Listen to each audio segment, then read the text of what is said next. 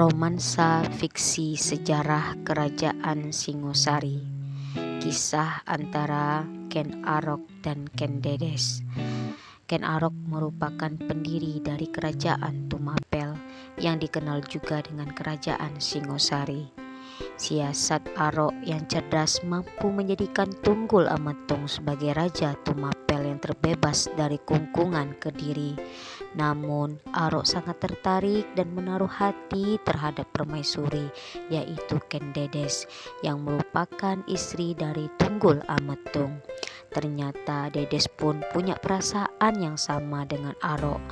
Dalam suatu kudeta, akhirnya Tunggul Ametung terbunuh dengan keris yang dibuat oleh Empu Gandring, dan akhirnya Ken Arok menggantikan posisi Tunggul Ametung menjadi seorang raja. Arok menikahi Ken Dedes yang pada saat itu sedang mengandung anak Tunggul Ametung. Suatu hari anak tersebut lahir dan diberi nama Anusapati yang semakin lama semakin tumbuh dewasa.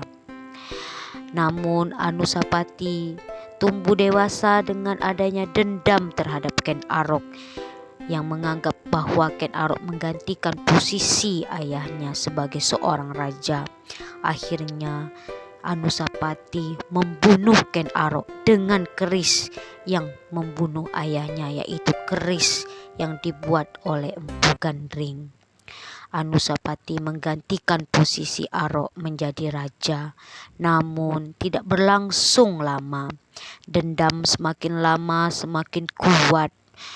Anak dari Ken Arok dengan selirnya Ken Umang yang bernama Tohjaya juga memiliki dendam terhadap Anusapati karena telah membunuh ayahnya, dan akhirnya Tohjaya membunuh Anusapati dengan keris yang dibuat oleh Empu Gandring tersebut, dan Tohjaya menggantikan posisi dari Anusapati menjadi seorang raja.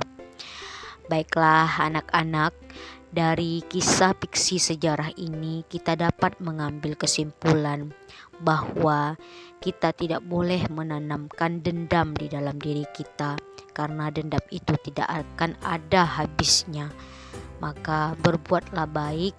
Dengan kita berbuat baik, maka kita akan menabur hal-hal yang baik pula. Lain kali kita akan berjumpa lagi dengan fiksi ataupun kisah dongeng yang lainnya mengenai sejarah. Terima kasih.